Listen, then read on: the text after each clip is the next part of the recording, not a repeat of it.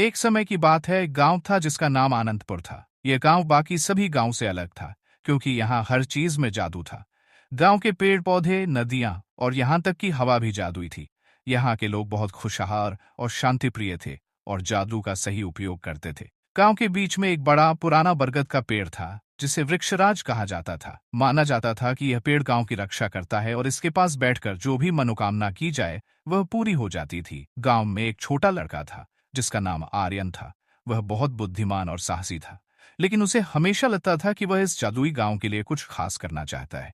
एक दिन गांव में भयानक सूखा पड़ा और धीरे धीरे जादुई चीजों ने अपनी शक्ति खोनी शुरू कर दी। गांव के लोग परेशान हो गए और उन्हें समझ नहीं आया कि अब क्या करें। आर्यन ने सोचा कि उसे कुछ करना चाहिए। वह वृक्षराज के पास गया और वहां बैठकर मन ही मन प्रार्थना करने लगा। उसने वृक्षराज से कहा, मैं अपने गांव को बचाना चाहता हूँ, कृपया मुझे रास्ता दिखाओ।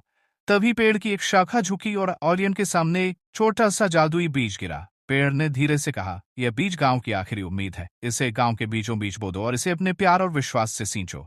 आर्यन ने बीज उठाया और गांव के सबसे सूखे हिस्से में जाकर उसे बो दिया। गांव के सभी लोग उसके पास इकट्ठा हो गए और उत्सुकता से देखने लगे।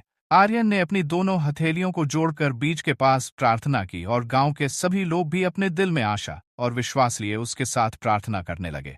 कुछ ही पलों में बीज से एक छोटी सी कोम्पल निकली जो तेजी से बढ़ने लगी। वह कोम्पल एक विशाल वृक्ष में बदल गई। उस वृक्ष से पानी की साफ और ठंडी धारा बह निकली जो गांव के सभी खेतों और पेड़ों तक पहुंच गई।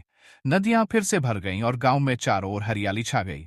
गांव की जादुई शक्तियां फिर से लौट आईं और आनंदपुर एक बार फिर खुशहाल हो गया।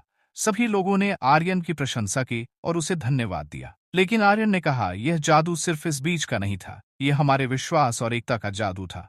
अगर हम सभी मिलकर काम करें और एक दूसरे पर विश्वास रखें तो हम किसी भी कठिनाई का सामना कर सकते हैं। इस घटना के बाद आनंदपुर का जादू और भी मजबूत हो गया और गांव के लोग पहले से भी ज्यादा खुश और एकजुट हो गए।